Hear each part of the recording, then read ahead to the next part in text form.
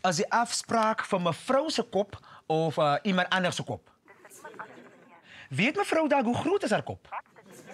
Zal mevrouw zeggen dat is kleiner of groter dan ze jou met... Hallo? Hallo? Was altijd cliënten maar zo'n beskof? Nee. Maar ik denk die enige cliënt is gemakkelijk daarmee om hom of enige persoon zijn size kop op je phone te bespreken. Ja, dat is ook weer waar. Ik respect voor Marina. Ze is zo natural in die business. En niemand zit die phone in haar oor neer. Maar Marina weet precies wat ze doen.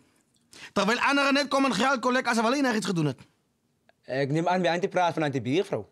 Moet liever niet een naam voor mij noemen. Wie en Sylvie? Bessel? Ja, meent u?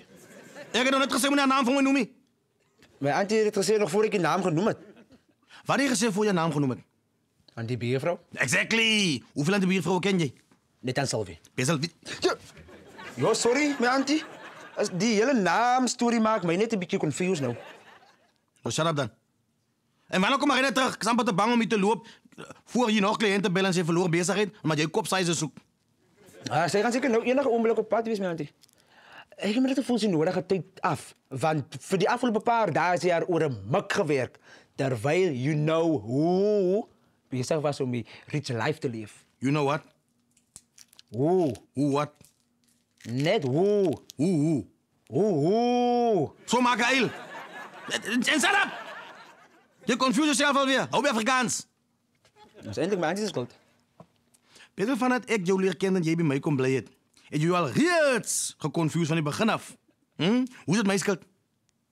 Eindelijk is het mijn auntie schuld. Want ik moet zo die hele tijd, you know hoe. Omdat ik aan die biervrouw zijn naam kon noemen. Zoek maar goed je naam genoemd. Elke keer als ik haar naam hoor, dan upset ik me. Eindelijk upset hij aan die allemaal deze rond maar. Nou dat ze in die geldrol. Hoe bedoel je? Mijn auntie is het helemaal veranderd. Zij geven allemaal rond maar orders. Zij heeft lelijke houdings met allemaal op je phone. En dan spandeert ze geld zoals die first lady. Wie? Winnie Mandela?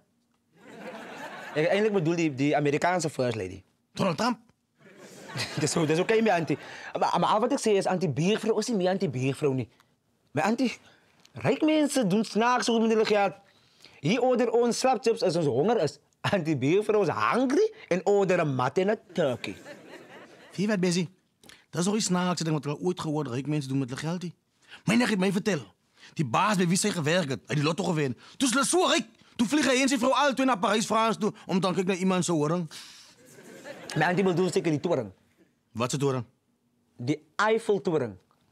Besel of het nou Eiffelse toren of zijn toren was, al wat ik weet, heeft gezegd, dat is lang en mooi.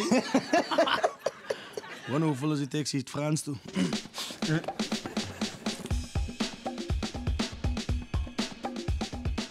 Hi daar, Sari van die Karoo.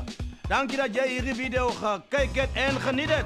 Moet niet vergeten, geef ons een like, een comment, een share en een subscribe. Dat helpt mij met brood en kracht. En Lotto. Goodbye.